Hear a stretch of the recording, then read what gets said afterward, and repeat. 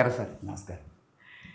മനോജ് മുകുന്ദ് നരവാനെ വളരെ പെട്ടെന്നാണ് ഈ പേര് 140 കോടി ഇന്ത്യക്കാരുടെയും കർണപുടങ്ങളിൽ പതിച്ചത്. കഴിഞ്ഞ ദിവസം പാർലമെൻറ്റിൽ നമ്മുടെ പ്രതിപക്ഷ നേതാവ് രാഹുൽ ഗാന്ധി ഒരു വിഷയം എടുത്തിട്ടു.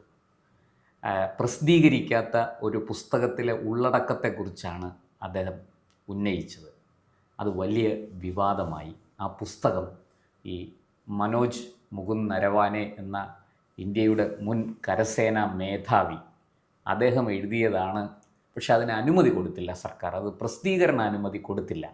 അങ്ങനെ പ്രസിദ്ധീകരണ അനുമതി ലഭിക്കാത്ത ആ പുസ്തകത്തിലെ ഉള്ളടക്കത്തെക്കുറിച്ച് അദ്ദേഹം ചില കാര്യങ്ങൾ പറഞ്ഞത് പാർലമെൻറ്റിനെ പ്രക്ഷുബ്ധമാക്കി. വലിയ ബഹളം നടന്നു. അവസാനം പാർലമെൻറ്റ് നടപടികൾ നിർത്തിവെക്കേണ്ടി വന്നു. എന്താണ് സാർ ആ പുസ്തകം? അത്ര വലിയ കുഴപ്പം ആ പുസ്തകത്തിലുണ്ടോ? നമ്മുടെ ഒരു കരസേനാ മേധാവി എഴുതിയ ഒരു ഇത്ര വലിയ പാർലമെൻറ്റ് സ്തംഭിപ്പിക്കാൻ മാത്രമുള്ള ഒരു ബോംബ് അതിനകത്തുണ്ടോ? എന്താണ് സാർ അതിൻ്റെ യാഥാർത്ഥ്യം? എൻ്റെ ഒരു പ്രശ്നം 4 സ്റ്റാർസ് ഓഫ് ഡെസ്റ്റിനി എന്ന ഈ പുസ്തകത്തിൻ്റെ പേര്. ഇപ്പം ചീഫ് ഓഫ് ആർമി സ്റ്റാഫ് അല്ലെങ്കിൽ പ്രധാനപ്പെട്ട സൈനിക ഉദ്യോഗസ്ഥന്മാർ ഇന്ത്യയിലെ നിയമം അനുസരിച്ച് പുസ്തകം പ്രസിദ്ധീകരിക്കണമെങ്കിൽ ഡിഫൻസ് മിനിസ്റ്ററുടെ പെർമിഷൻ വേണം. അവർക്ക് ഒന്നും എഴുതി വെക്കാനൊക്കത്തില്ല. ഗവൺമെൻറ്റുമായിട്ട് ചിലപ്പോൾ ക്ലാഷസ് ഒക്കെ വരും. പക്ഷേ അങ്ങോട്ട് ഇറങ്ങിയിട്ട് ഇന്ത്യയുടെ പ്രതിരോധ രഹസ്യമൊക്കെ ഇയാളെ അങ്ങ് പ്രസിദ്ധീകരിക്കാൻ തുടങ്ങുകയാണെങ്കിൽ വലിയ അപകടം ചെയ്യും. നമ്മൾ വിചാരിക്കുന്ന അത്ര എല്ലാവരും സത്യസന്ധരൊന്നും ആയിരിക്കണമെന്നില്ല. ഒരുപാട് കറപ്ഷനൊക്കെ ഉള്ള സ്ഥലമാണ് ആർമി എന്ന് പറയുന്നത്. അതുകൊണ്ട് അതവിടെ നിൽക്കട്ടെ. ഒരു കാലത്ത് ഈ രാഷ്ട്രീയ നേതൃത്വത്തിനും സൈനിക നേതൃത്വത്തിൻ്റെയും കറവപ്പശുവായിരുന്നു ആയുധ വ്യാപാരം. അതിലേക്ക് പോകുന്നില്ല. നെഹ്റുവിൻ്റെ കാലത്തുള്ള പറയാനുണ്ട്. അതവിടെ നിൽക്കട്ടെ. പണ്ട് ജീപ്പ് വാങ്ങിച്ചിട്ടുണ്ട്. ജനറൽ കൗളിൻ്റെ കഥയുണ്ട്. അപ്പം അതിനൊക്കെ രാഹുൽ ഗാന്ധി മറുപടി പറയേണ്ട ചില കാര്യങ്ങൾ ഇതിനകത്തുണ്ടതായിട്ട് എനിക്ക് തോന്നുന്നു. എന്തായാലും ശരി, 4 സ്റ്റാർസ് ഓഫ് ഡെസ്റ്റിനി എന്ന് പറയുന്ന പുസ്തകം ഈ എം നരവാനെ എഴുതി. അതിന് പിന്നിൽ ചില കാര്യങ്ങളുണ്ട്. ഒന്ന്, ഈ പുസ്തകം പ്രസിദ്ധീകരിച്ചിട്ടില്ല. ഈ പുസ്തകത്തിനെ കുറിച്ചൊരു റെഫറൻസ് കാരവാൻ എന്ന് പറയുന്ന ഒരു മാഗസിനകത്ത് ഒരു ആർട്ടിക്കിൾ വന്നു. ഈ ആർട്ടിക്കിൾ വെച്ചാണ് രാഹുൽ ഗാന്ധി നമ്മുടെ പാർലമെൻറ്റിൽ രാഹുൽ ഗാന്ധി സംസാരിക്കുന്നത്. അതിൻ്റെ പ്രോബ്ലം എവിടെയാണെന്ന് വെച്ചാൽ, പാർലമെൻറ്റിൽ പ്രതിപക്ഷ നേതാവ് സംസാരിക്കുന്നതടക്കം എല്ലാവരും സംസാരിക്കുന്നത് പാർലമെൻറ്റിൻ്റെ രേഖകളിൽ വരും. അതായത് പാർലമെൻറ്റിൻ്റെ രേഖകളിൽ വരുന്നത് പ്രസിദ്ധീകരിക്കാത്ത ഒരു പുസ്തകത്തെക്കുറിച്ച് ഏതൊരു ഹിയർസേ കേട്ടുകീഴ്വടെ അല്ലെങ്കിൽ ഏതോ ഒരു മാഗസിനിലെ വന്ന ഒരു സാധനം എടുത്തു വെച്ച് അവിടെ വായിക്കുക, ഒരു ലേഖനത്തിൻ്റെ അടിസ്ഥാനം. അപ്പോൾ പ്രതിപക്ഷ നേതാവ് പാർലമെൻറ്റിൽ എണീറ്റ് നിൽക്കുമ്പോൾ പ്രധാനമന്ത്രി എണീറ്റ് നിൽക്കുന്നവരെയാണ്. പ്രധാനമന്ത്രി കഴിഞ്ഞാൽ നെക്സ്റ്റ് മാൻ എന്ന് പറയുന്നത് നമ്മുടെ പ്രതിപക്ഷ നേതാവാണ്. കറക്റ്റ് ഓപ്പോസിറ്റ് അദ്ദേഹത്തിനാണ്. അതെ. അപ്പോൾ അദ്ദേഹത്തിന് വലിയ പ്രാധാന്യമാണ് നമ്മുടെ ജനാധിപത്യത്തിലുള്ളത്. ഇപ്പോൾ രാഹുൽ ഗാന്ധി ഒരു കാര്യം പറയുമ്പോൾ അതിൻ്റെ സത്യാവസ്ഥ, നിജസ്ഥിതി പഠിച്ചു വേണം പറയാൻ. 2, പ്രസിദ്ധീകരിക്കാത്ത ഒരു പുസ്തകത്തെക്കുറിച്ച് ഏതോ ഒരു മാസികയിൽ വന്ന ഒരു വരി എടുത്തു വെച്ചാണ് രാഹുൽ ഗാന്ധി വായിക്കുന്നത്. ഇവിടെ രാഹുൽ ഗാന്ധിയുടെ അവിടെ തന്നെ എടുക്കാം. ദ ബ്ലിറ്റ്സ് എന്ന് പറഞ്ഞ് ബംഗ്ലാദേശിലെ ഒരു പ്രസിദ്ധീകരണം ഉണ്ടായിരുന്നു. ബ്ലിറ്റ്സ് കേട്ടിട്ടുണ്ട്. നമ്മുടെ ബ്ലിറ്റ്സ് അല്ല, ബംഗ്ലാദേശിൽ വേറെ ബ്ലിറ്റ്സാണ്. അത് വലിയ പ്രശസ്തമായ ഒരു പ്രസിദ്ധീകരണമാണ്. ഈ പ്രസിദ്ധീകരണത്തിൽ രാഹുൽ ഗാന്ധിക്ക് കരീബിയയിൽ വെറോണിക്ക എന്ന് പറയുന്ന ഒരു പെൺകുട്ടിയെ വിവാഹം കഴിച്ചിരുന്നു. അല്ലെങ്കിൽ വിവാഹം കഴിക്കണമെന്നില്ല, 2 പിള്ളേരുണ്ടെന്ന്. ഇപ്പോൾ അവർ കല്യാണം കഴിക്കണമെന്നില്ലല്ലോ, പിള്ളേരുണ്ടാകും.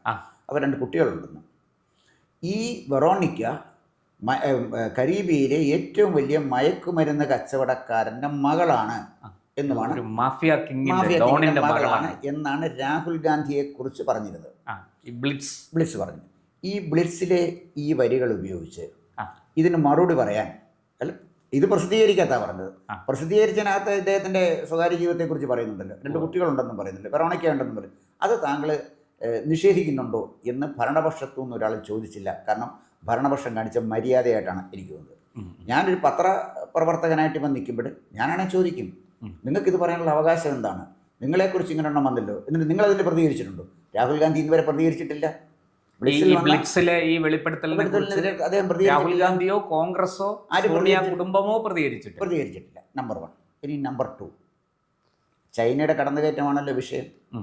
2008 ബീജിങ്ങിൽ ഒളിമ്പിക്സ് നടക്കുമ്പോൾ രാഹുൽ ഗാന്ധിയും സോണിയാഗാന്ധിയും മൻമോഹൻ സിംഗും ഈ ഒളിമ്പിക്സിൽ കാണാനായിട്ട് ബീജിങ്ങിൽ ചെന്നു. അന്ന് ഇന്ത്യൻ പ്രധാനമന്ത്രി മൻമോഹൻ സിംഗിനെ മാറ്റി നിർത്തിയിട്ട് സോണിയാഗാന്ധിയും രാഹുൽ ഗാന്ധിയും ചൈനീസ് പ്രീമിയർ ഇദ്ദേഹത്തിനെ കാണുന്നു, ഷീ ജിൻപിങ്ങിനെ കാണുന്നു. ഷീ ജിൻപിങ് രാജീവ് ഗാന്ധി ഫൗണ്ടേഷനിലേക്ക് ഒരു വലിയ തുക സംഭാവന ചെയ്യുന്നു. ചൈനയുമുള്ള രാഹുൽ ഗാന്ധിയുടെ ബന്ധത്തെക്കുറിച്ച് ഞാൻ ഈ പറയുന്നത്. ഈ വെറോണിക്കയുടെ ബന്ധം വേറെ, ചൈന ബന്ധം വേറെ. അപ്പം ചൈനയിൽ നിന്ന് പണം വാങ്ങിയ ഒരാളാണ് ഇന്ത്യയുടെ പ്രതിപക്ഷ നേതാവ്. ചൈനയുടെ പ്രീമിയർ ഷീ ജിൻപിങ്ങിൽ നിന്ന് പൈസ വാങ്ങിക്കണമെങ്കിൽ ഇങ്ങനെയല്ലേ പൈസ വാങ്ങിക്കാനൊക്കെ ഇല്ലേ? അപ്പം കൈ നീട്ടി കാശ് വാങ്ങിച്ച ഒരാളാണ്. അത്തരം ഏതെങ്കിലും ഒരു നേതാവ് കോൺഗ്രസ് അടക്കം ഇന്ത്യയിലെ പാർലമെൻറ്റിൽ ഏതെങ്കിലും രാഷ്ട്രീയ പാർട്ടിയിലുണ്ടോ? ഇത്രയും അധപ്പതിച്ച ഒരു നേതാവ്. അതായത് ചൈന നമ്മുടെ ശത്രുരാജ്യമാണ്. 1962 തൊട്ട് നമ്മുടെ ചൈനയുടെ ശത്രുപക്ഷത്ത് നമ്മുടെ പട്ടികയിലില്ല ചൈന. ഇല്ല. ചൈനീസ് എംബസി പോകുന്നവരെ പോലും കൃത്യമായി ഗവൺമെൻറ് നിരീക്ഷിക്കും. കാരണം ചൈന ഇവിടെ നന്നായിട്ട് ചാരപ്രവർത്തനം നടത്തുന്നുണ്ട്. ആ ചൈനയുടെ ഭരണാധികാരിയിൽ നിന്നും തൻ്റെ അച്ഛൻ രാജീവ് ഗാന്ധിയുടെ ഫൗണ്ടേഷന് വേണ്ടി കൈ നീട്ടി സംഭാവന വാങ്ങിച്ചവനാണ് ഈ രാഹുൽ ഗാന്ധി. എങ്ങനെ രാഹുൽ ഗാന്ധിയെ ഇന്ത്യൻ പൗരൻ എന്ന നിലയിൽ എനിക്ക് ബഹുമാനിക്കാൻ കഴിയുന്നത്? പാർലമെൻറ്റിൽ രാഹുൽ ഗാന്ധി പറഞ്ഞതിന് മറുപടി പറയേണ്ട ബാധ്യത അവിടെ പിന്നെ BJP തീർച്ചയായിട്ടും ഭരണപക്ഷത്തിനാണ്. അത് ഭരണപക്ഷത്തിന്, അത് നമ്മുടെ പ്രശ്നമല്ല. പക്ഷേ ഇത് പറയുമ്പോൾ പ്രസിദ്ധീകരിച്ച ഒരു പ്രസിദ്ധീകരിച്ച ഒരു ലേഖനത്തിൽ പറയുന്ന ഈ ആരോപണത്തെക്കുറിച്ച് അവർ ചോദിച്ചില്ലല്ലോ. അതുകൊണ്ട് ഞാൻ ഈ ചർച്ചയിൽ പങ്കെടുത്ത ഭരണപക്ഷക്കാരോട് എനിക്ക് ബഹുമാനമുണ്ട്. കാരണം അതിനെ ഒരു അൺപാർലമെൻ്ററി ചർച്ചയായിട്ട് അവർ കൊണ്ടുപോയില്ല. അവർ പറഞ്ഞ ഒറ്റ കാര്യമേ ഉള്ളൂ. രാജ്നാഥ് സിംഗ് പറഞ്ഞ എന്താണ്, ഇത് പ്രസിദ്ധീകരിച്ച പുസ്തകമല്ല, ഇത് ഏതോ കാരവൻ എന്ന് പറയുന്നൊരു മാസികയിൽ പറയുന്ന ഏതോ കേട്ടുകേഴിയുടെ അടിസ്ഥാനത്തിലോ അല്ലെങ്കിൽ ചിന്തയുടെ കേട്ടുകേഴിയുടെ അടിസ്ഥാനത്തിൽ എന്ന് പറയുന്ന കുറേ കൂടെ ശരി. കാരണം പുസ്തകം പ്രസിദ്ധീകരിച്ചിട്ടില്ല. അങ്ങനെ അതിൻ്റെ അടിസ്ഥാനത്തിൽ പ്രതിപക്ഷ നേതാവ് അങ്ങനെ സംസാരിക്കുന്നത് ശരിയല്ല എന്ന് പറഞ്ഞതിനോടാണ് ഞാൻ നിൽക്കുന്നത്. ഒപ്പം എനിക്കൊരു പടി കൂടെ കടന്നാണ് ഞാൻ ഈ പറഞ്ഞത്, രാഹുൽ ഗാന്ധിക്ക് ഇതൊന്നും പറയാനുള്ള ധാർമ്മികമായ അവകാശമില്ല എന്ന് പറഞ്ഞത്. അർഹതയില്ല എന്ന് പറഞ്ഞത്. സാറേ, എന്തുകൊണ്ടായിരിക്കും ഇപ്പോൾ ഈ നർവാനെ ഇങ്ങനൊരു ചർച്ചയിലേക്ക് കടന്നു വന്നത്? നമുക്ക് സ്വാഭാവികമായിട്ടും ഈ തീയില്ലാതെ പുകയില്ല എന്നൊക്കെ പറയുന്നത് പോലെ എന്തോ എവിടെയോ ഒരു ദുരൂഹത അല്ലെങ്കിൽ എവിടെയോ എരിഞ്ഞുകൊണ്ടിരിക്കുന്നു എന്ന് നമുക്ക് തോന്നുന്ന തരത്തിൽ ഈ നർവാനയുടെ പല നടപടികളും നേരത്തെ അദ്ദേഹത്തിൻ്റെ തന്നെ പല ഇൻ്റർവ്യൂകളും ഒക്കെ വിവാദമായിട്ടുണ്ട്. എന്നാൽ അങ്ങനെ അല്ലാത്തതുമുണ്ട്. എന്തായിരിക്കും ഈ നർവാനെ ഇപ്പോൾ ഇങ്ങനൊരു ചർച്ചയിലേക്ക് കടന്നു? അതിൻ്റെ ഒരു പ്രധാനപ്പെട്ട കാര്യം നമുക്കൊക്കെ അറിയാവുന്നതല്ല, ബിപിൻ റാവത്ത് വളരെ ആകസ്മികമായിട്ടൊരു വിമാനാപകടത്തിൽ ചീഫ് ഓഫ് ഡിഫൻസ് സ്റ്റാഫായ, അപ്പോൾ ആർമി, എയർഫോഴ്സ്, നേവി ഇതിൻ്റെയാണല്ലോ ചീഫ് ഓഫ്. അതെ, സംയുക്ത സേനയുടെ വലിയൊരു പദവിയാണ്. അതെ. അപ്പോൾ അദ്ദേഹം ആകസ്മികമായിട്ട് കൊല്ലപ്പെട്ടു. തൊട്ടടുത്ത് ജൂനിയർ ആയിട്ടുള്ളത് ഈ MM നരവനെയായിരുന്നു. അദ്ദേഹത്തിനെ ഗവൺമെൻറ് നിയമിച്ചില്ല, മറിച്ച് അടുത്ത ചീഫ് ഓഫ് ഡിഫൻസ് സ്റ്റാഫായിട്ട് നിയമിച്ചില്ല. പകരം അനിൽ ചൗഹാനെ നിയമിച്ചു. ഇതാണ് പ്രശ്നം. അതിൻ്റെ പ്രശ്നം എന്താണെന്ന് ചോദിച്ചാൽ 2020 നമ്മുടെ പിന്നെ ലൈൻ ഓഫ് ആക്ച്വൽ കൺട്രോളിൽ ഇന്ത്യ ചൈന ബോർഡറിൽ അവിടേക്ക് ചൈനീസ് ടാങ്കുകൾ വന്നു. ചൈനീസ് ടാങ്കുകൾ വന്നപ്പോൾ എന്ത് ചോദിക്കണം, അതാണ് പ്രശ്നം. എന്ത് ചെയ്യണം, ആർമി എന്താണ് ചെയ്യേണ്ടത് എന്ന് ഡിഫൻസ് മിനിസ്റ്റർ പിന്നെ രാജ്നാഥ് സിംഗിനോടും അതുപോലെ തന്നെ സുരക്ഷാ ഉപദേഷ്ടാവ് അജിത് ഡോവലിനോടും വിദേശകാര്യമന്ത്രി ജയശങ്കറിനോടും ഇദ്ദേഹം ചോദിച്ചപ്പോൾ നിങ്ങൾക്ക് യുക്തമായത് ചെയ്യുക എന്നാണ് പറഞ്ഞത്. നിങ്ങൾക്ക് യുക്തമായത് ചെയ്യുക എന്ന് പറഞ്ഞാൽ ഒരു രാജ്യത്തിനെതിരെ യുദ്ധം പ്രഖ്യാപിക്കേണ്ടത് ഗവൺമെൻറ്റാണ്, സൈന്യമല്ല. കടന്നുകയറ്റത്തെ കഴിയുമ്പോൾ അപ്പോൾ ഞാൻ ചോദിക്കുന്നത് അതിന് അദ്ദേഹത്തിന് അധികാരമുണ്ടോ ഇല്ലയോ എന്നുള്ളത് അടുത്ത് പോകേണ്ടത്. അപ്പോൾ ഇവിടെ പ്രോബ്ലം എവിടെയെന്ന് വെച്ചാൽ നിങ്ങൾക്ക് യുക്തമായത് ചെയ്യുക എന്ന് പറയാൻ താമസം എടുത്തു അല്ലെങ്കിൽ പറഞ്ഞു എന്നാണ്. അവരൊരു കൃത്യമായ മറുപടി കൊടുത്തില്ല. നിങ്ങൾക്ക് യുക്തമായത് ചെയ്യാം എന്നവർ പറഞ്ഞു എന്നാണ് പറയുന്നത്. അതിനകത്ത് എവിടെയാണ് ആര്യ തെറ്റുള്ളത്? അതായത് എനിക്കും അതിനകത്തൊരു എനിക്ക് തോന്നുന്നൊരു കാര്യമാണ് ഞാൻ ചോദിക്കുന്നത്. തീർച്ചയായിട്ടും അതിർത്തി കാക്കേണ്ടത് സൈനികരാണ്. സർക്കാരിന് അവിടെ ഇരുന്ന് ഡൽഹിയിലിരുന്ന് പറയാനേ പറ്റുള്ളൂ. അപ്പോൾ തീർച്ചയായിട്ടും അതിർത്തി കാക്കേണ്ട ചുമതല ഈ സൈനികർക്ക് ഉള്ളത് തീർച്ചയായിട്ടും സൈനിക മേധാവിയാണല്ലോ അവിടെ ഒരു തീരുമാനം എടുക്കുക. ഈ വരുന്ന ശത്രുവിനെ അവിടെ തടയുക എന്നുള്ള ആദ്യത്തെ ധാർമ്മികമായ ഒരു ഉത്തരവാദിത്വം സൈനിക മേധാവിക്കല്ലേ ഉള്ളത്. അത് ഗവൺമെൻറ്റുമായിട്ട് ചർച്ച ചെയ്യേണ്ട കാര്യമുണ്ടോ? അത് പറയാം. അതിനകത്ത് 2020 ഓഗസ്റ്റ് 31 ചൈനീസ് ടാങ്ക് നമ്മുടെ ബോർഡറിൽ പ്രത്യക്ഷപ്പെട്ടത്. അപ്പോൾ വരുമ്പോൾ നമുക്കൊരു കാര്യമുള്ളത്, ഇതിനു മുമ്പ് ഇത്തരം ചില സംഘർഷങ്ങൾ, നേരത്തെ ചില പ്രശ്നങ്ങൾ ഉണ്ടായതിന് 1993 1993-ലും 96-ലും 2005-ലും ഇത്തരം ചില പ്രശ്നങ്ങൾ വന്നു. ഇത്തരം പ്രശ്നങ്ങൾ വന്നപ്പോഴേ ഇവിടെ ലൈൻ ഓഫ് ആക്ച്വൽ കൺട്രോളിൽ നമ്മൾ ചില ധാരണ ചൈനീസ് ഗവൺമെൻറ് എത്തിയിട്ടുണ്ട്. അതിനകത്ത് ഈ ബോർഡറിൻ്റെ 10 കിലോമീറ്റേഴ്സ് വിമാനം പറത്താൻ പാടില്ല. ഈ ലൈൻ ഓഫ് ഈ ലൈൻ ഓഫ് കൺട്രോളിൽ അങ്ങോട്ട് 10 കിലോമീറ്ററും ഇങ്ങോട്ട് 10 കിലോമീറ്ററും അത് വിമാനം പറത്താൻ പാടില്ല. പിന്നെ 2 കിലോമീറ്ററിനകത്ത് ഈ ലൈൻ ഓഫ് ആക്ച്വൽ കൺട്രോളിനകത്ത് ഈ റോന്ത് ചെയ്യാൻ പോകുന്ന പട്ടാളക്കാരെ ആയുധം കൊണ്ടുപോകാൻ, തോക്ക് കൊണ്ടുപോകാൻ പാടില്ല. ഇതായിരുന്നു അതിൻ്റെ ഒരു സംഭവം. നിരായുധരായിട്ട് വേണം പട്രോളിങ്ങിന് പോകാൻ. നിരായുധരായിട്ട് വേണം. അപ്പോൾ 2020 ജൂണിൽ 2020 എന്ന് പറഞ്ഞാൽ 2020 ജൂൺ 15-ാം തീയതി ഇവിടെ ഒരു സംഘർഷം ഉണ്ടായി. ഈ ലൈൻ ഓഫ് ആക്ച്വൽ കൺട്രോൾ. നമ്മുടെ സൈന്യം റോന്ത് ചുറ്റാൻ പോയപ്പോൾ ചൈനക്കാരെന്തെന്ന് ചോദിച്ചാൽ അവർ ഈ ക്രിക്കറ്റ് ബാറ്റിൽ ആണി അടിച്ച് കയറ്റി അതുകൊണ്ടാണ് വന്നത്, തോക്കില്ലല്ലോ. അപ്പം നമ്മുടെ സൈന്യം വന്ന് അവരുമായിട്ട് സംഘർഷമായി. ഈ ആണി അടിച്ച ക്രിക്കറ്റ് ബാറ്റ് ഉപയോഗിച്ച് അവർ നമ്മുടെ സൈന്യത്തെ ആക്രമിച്ചു. നമ്മുടെ സൈന്യം നിരായുധരായിട്ട് പോവുക, അവരുടെ ഒന്നുമില്ല, ഒരു വടി പോലും ഇല്ല, കൊച്ചു വടിവല്ലോ ഒരു പക്ഷേ കാണുമായിരിക്കും. അവരാക്രമിക്കാൻ പോവല്ല, അവർ പെട്രോളിങ്ങിന് പോയാൽ അവരെ ആകസ്മികമായിട്ട് ഇവർ ആക്രമിക്കുക. 20 ഇന്ത്യക്കാരനെയാണ് അവരടിച്ചു കൊന്നത്. നമ്മുടെ 20 പട്ടാളക്കാരെ അടിച്ചു കൊന്നു. നമ്മളതിന് പ്രതികാരം ചെയ്തു. അത് പല കണക്കുകളാണ് പറയുന്നത്. ചിലർ പറയുന്നു 40 എന്ന് പറയുന്നു, ചിലർ പറയുന്നു 100 ചൈനീസ് പട്ടാളക്കാരെ പിന്നീട് നമ്മൾ കൊന്നു. നമ്മളത് കൊല്ലാൻ നമ്മളും നിരായുധരായിട്ട് തന്നെയാണ് കൊന്നത്. അപ്പം നമ്മുടെ റെജിമെൻറ്റിൽ ഇന്നും അതിനെക്കുറിച്ച് എനിക്ക് അതിനെ കൃത്യമായിട്ട് പറയാനായിട്ടില്ല. കാതക് എന്ന് പറയുന്ന ഒരു വിഭാഗം, കാതക് പ്ലറ്റൂൺ.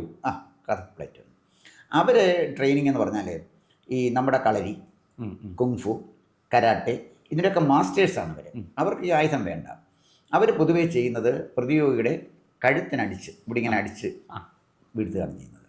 ചൈനീസ് പട്ടാളക്കാരെ ഇവർ ട്രെയിൻഡ് ആയിട്ട് നമ്മുടെ പട്ടാളക്കാരെ ഈ കാതക് പ്ലറ്റൂണിൽ പെട്ട ആളുകൾ കൊന്നെന്ന് പറഞ്ഞാൽ ഈ കഴുത്തിനടിച്ച് ആയുധമില്ലല്ലോ. മരിച്ചവരെ കുറിച്ച് 40 എന്ന് പറയുന്നു, 100 എന്നും പറയുന്നു. തിരിച്ചടിച്ചു അന്ന്. പക്ഷേ ഇത് കഴിഞ്ഞപ്പോൾ ചൈന നിശബ്ദത പാലിച്ചപ്പോൾ അക്കാലഘട്ടത്തിൽ BBC ഒരു റിപ്പോർട്ട് ചെയ്തിരുന്നു, ഇന്ത്യ ചൈന ബോർഡറിലേക്ക് ശവപ്പെട്ടികളുമായിട്ട് ചൈനീസ് ട്രക്ക് പോകുന്നതിൻ്റെ ചിത്രം അവർ പ്രസിദ്ധീകരിച്ചു. അത് സാറ്റലൈറ്റിൽ നിന്ന് എടുത്താണ്. അപ്പം എന്തിനാ ഈ ശവപ്പെട്ടിയായിട്ട് പോകുന്നത്? തീർച്ചയായിട്ടും അവിടെ ആൾനാശം ഉണ്ടായിട്ടുണ്ടെന്ന് വ്യക്തമാണ്. ഇന്നും അത് ദുരൂഹമാണ്. ചൈന അത് വെളിപ്പെടുത്തിയിട്ടില്ല. ഇന്ത്യയൊന്നും അതിനെക്കുറിച്ച് പറഞ്ഞിട്ടില്ല. നമ്മുടെ പട്ടാളക്കാർ മരിച്ചതിനെ കുറിച്ച് നമ്മൾ പറഞ്ഞു. എത്ര പേര് കൊന്നു, എത്ര പേരെ നമ്മൾ കൊന്നു എന്ന് പറഞ്ഞില്ല. എത്ര പേര് മരിച്ചെന്ന് ചൈനയല്ലേ പറയേണ്ടത്? 20 പേര് ഇന്ത്യക്കാർ മരിച്ചെന്ന് പറയാൻ ഇന്ത്യക്ക് പറ്റിയല്ലോ. എത്ര പേര് ചൈനയ്ക്ക് മരിച്ചെന്നോ ചൈന എന്താ പറയാത്തത്? അപ്പോൾ അതിൻ്റെ കാര്യം വെച്ചാൽ അന്ന് തന്നെ നമ്മൾ ചില ധാരണകളിലെത്തിയിരുന്നു. അതായത് ലൈൻ ഓഫ് ആക്ച്വൽ കൺട്രോളിൽ പോകുന്ന അടക്കമുള്ള കാര്യങ്ങളിൽ ഒരു എമർജൻസി ഉണ്ടായാൽ, പെട്ടെന്നൊരു കടന്നുകയറ്റം ഉണ്ടായാൽ, അവിടുത്തെ ആർമി സ്റ്റാഫ് ആരാണോ ബോർഡറിൽ ചുമതലയുള്ള ആൾ, അദ്ദേഹത്തിന് യുക്തമായ തീരുമാനമെടുക്കാം എന്ന് പറഞ്ഞ് ഓൺ ദ സ്പോട്ട് ഡിസിഷൻ എടുക്കാനുള്ള ഒരു റൂൾസ് ഓഫ് എൻഗേജ്മെൻറ്റ് നമ്മളുണ്ടാക്കി. അതിനകത്ത് അടിവരയിട്ട് പറയുന്നുണ്ട് ആ സന്ദർഭത്തിനനുസരിച്ച് പ്രതികരിക്കുക. ഇപ്പോൾ ചൈനീസ് ടാങ്ക് ഇങ്ങോട്ട് വന്നാൽ ഇവിടെ വന്ന് ഞങ്ങൾ എന്തോ ചെയ്യണമെന്ന് ചോദിച്ചുകൊണ്ടിരിക്കുന്ന എൻ്റെ പട്ടാളക്കാരൻ. ഞാൻ ചോദിക്കട്ടെ, സെക്രട്ടേറിയറ്റിന് മുന്നിൽ ലാത്തി ചാർജിൽ ഘട്ടം വന്നു, നിരന്തരമായി കുട്ടികൾ എറിഞ്ഞുകൊണ്ടിരിക്കുകയാണ്. അത് പോലീസിനെ നയിക്കുന്ന ചിലപ്പോൾ DYSP ആയിരിക്കും, അല്ലെങ്കിൽ ഒരു സ്റ്റേഷൻ ഹൗസ് ഓഫീസറായിരിക്കും, SP ആയിരിക്കും. അവർ നേരെ ആഭ്യന്തരമന്ത്രിയെ വിളിച്ച് ഞങ്ങളെ ഇങ്ങനെ എറിഞ്ഞുകൊണ്ടിരിക്കുക, ഞങ്ങൾ 3-4 പിള്ളേർ പോലീസുകാർ താഴെ വീണ്, ഞങ്ങൾ എന്തോ ചെയ്യണമെന്ന്. അവരാദ്യം ടിയർ ഗ്യാസ് ഉപയോഗിക്കും, അത് വെടിവെക്കും. എത്ര പേരെ വെടിവെച്ച് വന്നിട്ടുണ്ട്? അതെല്ലാം നമ്മുടെ ആഭ്യന്തരമന്ത്രി പറഞ്ഞിട്ടാണ് ചെയ്യുന്നത്. അതിന് അന്നേരം അതിൻ്റെ ബന്ധപ്പെട്ട ഉദ്യോഗസ്ഥൻ തീരുമാനം എടുക്കണം. നരവനെ ആ തീരുമാനം എടുത്തില്ല. ഈ MM നരവനെ യഥാർത്ഥത്തിൽ തീരുമാനം എടുത്തില്ല. അദ്ദേഹത്തിൻ്റെ ഭാഗത്തുണ്ടായ വീഴ്ചയാണ്. അതുകൊണ്ട് തന്നെയാണ് അദ്ദേഹത്തിനെ ഈ ചീഫ് ഓഫ് ഡിഫൻസ് സ്റ്റാഫ് ആക്കാതിരുന്നത്. അതിനകത്ത് അദ്ദേഹം വളരെ വളരെ അസ്വസ്ഥനായിരുന്നു. അപ്പോൾ നമുക്ക് ഇപ്പോൾ ഉദാഹരണത്തിന് നമ്മൾ കാശ്മീരിൽ എടുത്താലേ, കാശ്മീരിൽ ഇതേ സ്റ്റാൻഡിംഗ് ഓർഡറാണ് കൊടുത്തിരിക്കുന്നത്. സ്റ്റാൻഡിംഗ് ഓർഡർ കൊടുത്തിരിക്കുന്നു പറഞ്ഞാൽ കാശ്മീരിൽ പണ്ട് ഭീകരം വരുമ്പോൾ ഭീകരനെ വെടിവെക്കാൻ ഒക്കത്തില്ല. കാരണം അത് മതവികാരം, ഇന്ത്യയിൽ മതവികാരം വരും. അത് പാകിസ്ഥാനിൽ നിന്ന് ഭീകരൻ ഇവിടെ വന്ന് നമ്മുടെ പട്ടാളക്കാരെ എറിയുമ്പോൾ അവനെ വെടിവെച്ചാൽ ഇവിടെ മതവികാരം വരും, പൊട്ടുവന്ന്. ഇവിടെ മതവികാരം പൊട്ടുന്നതിനെ കൈകാര്യം ചെയ്യേണ്ട ആദ്യം. അവിടുത്തെ ഭീകരനെ കൊന്നാൽ ഇവിടെ മതവികാരം പൊട്ടുന്നവനുണ്ടെങ്കിൽ അവനെ ആദ്യം കൈകാര്യം ചെയ്യണം, പിന്നെ ഭീകരനെ കൈകാര്യം അതെ, ആ പൊട്ടൽ ആ അവസാനിപ്പിച്ചു. പൊട്ടൽ നിർത്തണം. അത് നിർത്തിക്കൊണ്ടിരിക്കുകയാണല്ലോ. അതുകൊണ്ടല്ലേ സൂക്കേടുകൾ പലതും മാറി വരുന്നത്. അപ്പോൾ ഇവിടെ രസം എന്താണെന്ന് വെച്ച് കഴിഞ്ഞാൽ, ഈ 2014 നരേന്ദ്രമോദി അധികാരത്തിൽ വന്നത്. അതിന് മുമ്പ് വന്നില്ലല്ലോ. അതിന് മുമ്പും കാശ്മീരിൽ പ്രശ്നം ഉണ്ടായിരുന്നല്ലോ. കാശ്മീരിൽ മാത്രം കൊല്ലപ്പെട്ട ആളുകൾ 50,000 പേരാണ്. ഈ സമാധാനകാംക്ഷികളായ അല്ലെങ്കിൽ ഭീകരരുടെ താല്പര്യം സംരക്ഷിക്കുന്ന കോൺഗ്രസ് ഭരിച്ചുകൊണ്ടിരുന്നപ്പോൾ മരിച്ചത് അവരുടെ ആ ഘട്ടം അതുവരെ കോൺഗ്രസും ആര് ഭരിച്ചാലും 50,000 പേര് ആ ഘട്ടത്തിൽ നമ്മുടെ ആകെ മരിച്ചിട്ടുണ്ട്. പട്ടാളക്കാരും സിവിലിയൻസും അടക്കമുള്ള മരിച്ചവരെ കണക്കാക്കണം. അവിടെ ഒരു സമാധാന പ്രശ്നവും ഇന്നില്ലല്ലോ. ഭീകരനെ കണ്ട അന്നേരം വെടിവെച്ച് കൊല്ലും. അത് അന്ന് തന്നെ നരേന്ദ്രമോദിയോട് ചോദിച്ചപ്പോൾ, ഇപ്പോൾ 2017 ഡോക്ലാമിലേക്ക് ഇവർ കടന്നു കയറുന്നത്. ഡോക്ലാമിൻ്റെ പ്രത്യേകത അറിയാം. അതെ, ഭൂട്ടാനിലുള്ളൊരു ഗ്രാമമാണ്. അതൊരു പീഠഭൂമിയാണ്. ഇന്ത്യയുടെയും ചൈനയുടെയും ബോർഡർ, ഒരു തന്ത്രപ്രധാന സ്ഥലമാണ്. അപ്പം അത് ആ ഭാഗത്തൂടെ ചൈനയുടെ വലിയൊരു ഡ്രീം പ്രോജക്റ്റാണ് റോഡ് ബെൽറ്റ് ഇനിഷ്യേറ്റീവ്. അപ്പോൾ റോഡ് ബെൽറ്റ് ഇനിഷ്യേറ്റീവിൻ്റെ ഭാഗമായിട്ട് അവർ നേരെ ഒരു റോഡ്, പിന്നെ എനിക്ക് തോന്നുന്നത് ചബാഹർ തുറമുഖത്തേക്കാണെന്ന് തോന്നുന്നു. അത് ഗദ്ദാർ തുറമുഖമാണോ അല്ല, പേര് ഞാൻ വിട്ടുപോയി. ഒരു തുറമുഖം ഇവരുടെ നിയന്ത്രണത്തിലുള്ള. അത് ചൈന ഇങ്ങനെ ഈ കിഴക്ക് പടിഞ്ഞാറിൽ വലിയ രീതിയിൽ ഒരു റോഡ് വെട്ടിക്കൊണ്ട് വളരെ നീണ്ട ഒരു റോഡ് പ്രോജക്റ്റ് അവർക്കുണ്ട്. ആ റോഡ് പ്രോജക്റ്റ് കടന്നു പോകേണ്ടത് ഭൂട്ടാനിലെ ഈ ഡോക്ലാമിലൂടെയാണ്. ആ ഡോക്ലാമിൽ ഈ റോഡ് വന്നപ്പോൾ ഭൂട്ടാൻ്റെ ഡിഫൻസ് നമ്മുടെ കയ്യിലാണ്. നമ്മുടെ മിലിറ്ററി തടഞ്ഞു കഴിഞ്ഞപ്പോൾ ഒരു സംഘർഷാവസ്ഥ വന്നു. ചൈനീസ് ടാങ്കുകൾ അവിടെ നിരന്നു. പ്രശ്നമായപ്പോൾ അവർ 48 hours നമുക്ക് തന്നത്. ചൈനയുടെ പട്ടാള മേധാവി 48 മണിക്കൂറിനകം ഇന്ത്യൻ സൈന്യം ഡോക്ലാം വിട്ടു പോകണം, പോയില്ലെങ്കിൽ ഇന്ത്യ വിവരമറിയും. ഗ്ലോബൽ ടൈംസ് അവരുടെ പ്രസിദ്ധീകരണമാണ്. അവരുടെ പ്രസിദ്ധീകരണത്തിൽ അവരുടെ വിദേശകാര്യ ഡിഫൻസ് ലേഖകൻ എന്നൊക്കെ ചൈനയുടെ തന്നെ പട്ടാളക്കാർ തന്നെയാണ്. അദ്ദേഹം എഴുതിയ ലേഖനത്തിൽ പറഞ്ഞു, ഡോക്ലാമിൽ ചൈനയെ നേരിടാൻ ഇന്ത്യ തയ്യാറായാൽ, ഞാൻ ഈ ഗ്ലോബൽ മാഗസിനിൽ അവർ പറഞ്ഞ വേർഡിങ്ങിൻ്റെ കാര്യമാണ് ഞാൻ ഈ പറയുന്നത്, മുട്ട ചെന്ന് പാറയിൽ മുട്ടുന്ന അനുഭവമായിരിക്കും ഇന്ത്യക്ക് ഉണ്ടാകുന്നത്. 48 മണിക്കൂറിനകം മാറിക്കോണം. ഈ അന്ത്യശാസനം നിൽക്കുന്ന സമയത്താണ് നരേന്ദ്രമോദി ഒരു വിദേശ സന്ദർശനത്തിനായിട്ട് വന്നത്. അപ്പോൾ അദ്ദേഹത്തിന് പത്രക്കാരി വെച്ചപ്പോൾ അദ്ദേഹം പറഞ്ഞു, ഡോക്ലാമിൽ ഇന്ത്യൻ പട്ടാളമുണ്ട്, എന്താണ് ചെയ്യുന്നതെന്ന് പട്ടാളക്കാർക്കറിയാം. ഇന്ത്യൻ അതിർത്തി കടന്നു വരുന്നവരെ എങ്ങനെ ശിക്ഷിക്കണമെന്ന് അവർക്കറിയാം. അതൊക്കെ അവർ ചെയ്തോളും. മൈൻഡ് പോലും ചെയ്തില്ല. അവർ കുറേ കാലം കാത്തിരുന്നിട്ട് ഡോക്ലാമിൽ നിന്ന് നിരുപാധികം ചൈനീസ് പട്ടാളം പിൻവാങ്ങി. അപ്പോൾ അത് കഴിഞ്ഞാണ് ഈ സാർക്ക് മീറ്റിംഗ് നടക്കുന്നത്. അതിനു മുമ്പ് നടത്തിയ പത്രസമ്മേളനത്തിനകത്ത് വിദേശ പത്രക്കാർ ചോദിച്ചു, നിങ്ങൾ ഡോക്ലാമിൽ നിന്നും നിരുപാധികം പിൻവാങ്ങേണ്ടി വന്നില്ലേ എന്ന് ചോദിച്ചപ്പോൾ അദ്ദേഹം ചൈനീസ് വക്താവ് അതിന് മറുപടി പറഞ്ഞില്ല. അപ്പോൾ അന്ന് തന്നെ 2017 അന്ന് തന്നെ വന്ന പത്രങ്ങളിൽ ഇന്ത്യൻ അതിർത്തി കടന്നു വന്നാൽ എന്ത് ചെയ്യണമെന്നുള്ളതിനെക്കുറിച്ച് ഇന്ത്യൻ പട്ടാളക്കാർക്ക് അറിയാമെന്ന് പറഞ്ഞ ഇന്ത്യൻ പ്രധാനമന്ത്രി നരേന്ദ്രമോദിയാണ്. ഇത് തന്നെയാണ് രാജ്നാഥ് സിംഗും പറഞ്ഞിരിക്കുന്നത്. ഈ 2020 അവർ ടാങ്ക് വന്നപ്പോൾ നമ്മൾ എന്തോ ചെയ്യണമെന്ന് നരവനെ ചോദിച്ചാൽ ഹീസ് ആൻ അൺഫിറ്റ് ജനറൽ അല്ലേ? ആലോചിച്ച് നോക്കണ്ടേ? അപ്പോൾ സ്ഥാനത്തിരിക്കാൻ യോഗ്യനല്ല. അതെ, ഇതുപോലൊരു ജനറൽ അവിടെ ഉണ്ടായിരുന്നു 1962. അദ്ദേഹത്തിൻ്റെ പേര് ജനറൽ കൗൾ എന്നായിരുന്നു. 62 ചൈനീസ് പട്ടാളം വന്നപ്പോൾ അദ്ദേഹത്തിന് ഡിസെൻറ്ററിയാണ്, വയറിളക്കമാണെന്ന് പറഞ്ഞ് രായ്ക്ക് രാമാനം തൻ്റെ പട്ടാളക്കാരെ ആ യുദ്ധഭൂമിയിൽ ഉപേക്ഷിച്ചിട്ട് പോയവനാണ് ജനറൽ കൗൾ. ഇനി ജനറൽ കൗൾ ആരാണെന്ന് അറിയണ്ടേ? നെഹ്റുവിൻ്റെ കസിനാണ് ഈ ജനറൽ കൗൾ. അപ്പോഴേ എനിക്ക് തോന്നുന്നത് രാഹുൽ ഗാന്ധി വടി കൊടുത്ത് അടി വാങ്ങിച്ചായിട്ടാണ് എനിക്ക് തോന്നുന്നത്. ഗവൺമെൻറ്റിനെ ഡിഫെൻഡ് ചെയ്യേണ്ട ഗവൺമെൻറ് ചുമതല, BJP-ക്കാർക്കുണ്ടെങ്കിൽ അത് അവരുടെ ചുമതല. ഇത് ഞാനൊരു നിരീക്ഷകൻ എന്നുള്ള നിലയിൽ, രാജ്യസ്നേഹി കൂടിയായ ഒരു പൗരൻ എന്ന നിലയിൽ എൻ്റെ അഭിപ്രായം, രാഹുൽ ഗാന്ധി എന്ന് പറയുന്ന ആൾ ഇന്ത്യൻ പാർലമെൻറ്റിൽ അപഹാസ്യനായതായിട്ടാണ് എനിക്ക് തോന്നുന്നതാണ് എനിക്കിതിനെക്കുറിച്ച് പറയാനുള്ളത്. തീർച്ചയായിട്ടും സാർ, ഇനി അതിൻ്റെ ഇന്നിപ്പോൾ പാർലമെൻറ്റ് ഇന്ന് രാവിലെ സമ്മേളിക്കുമ്പോൾ കോൺഗ്രസ് ഇത് വലിയ രീതിയിൽ പ്രശ്നങ്ങൾ ഉണ്ടാക്കാൻ ശ്രമിക്കുകയാണ്. നമ്മുടെ മലയാളിയായ KC വേണുഗോപാലിനെ പോലുള്ളവരൊക്കെ ഇന്നലെ പാർലമെൻറ്റിൽ അഴിഞ്ഞാടുകയായിരുന്നു. എന്തായാലും ഇന്നത്തെ പുതിയ സംഭവവികാസങ്ങൾ എന്താണെന്ന് നോക്കാം. കോൺഗ്രസ് കൂടുതൽ ആക്രമണോത്സുകമായിട്ട് പാർലമെൻറ്റിൽ പെരുമാറുമോ ഇല്ലയോ? പൊതുവേ ഇത്തരം കാര്യങ്ങളെല്ലാം ഇങ്ങനെ തൊട്ടാൽ ഉടനെ പിഴയ്ക്കുകയാണ് രാഹുൽ ഗാന്ധിക്ക്. ഇതും അതുപോലെ പിഴച്ചിരിക്കുകയാണ് എന്ന് നമുക്ക് പെട്ടെന്ന് തന്നെ നമുക്ക് മനസ്സിലാകുന്നുണ്ട്. പക്ഷേ എന്തായാലും കാത്തിരുന്ന് കാണാം സംഭവങ്ങൾ എന്തൊക്കെയായി തീരും എന്നുള്ളത്. ഓക്കെ, നന്ദി.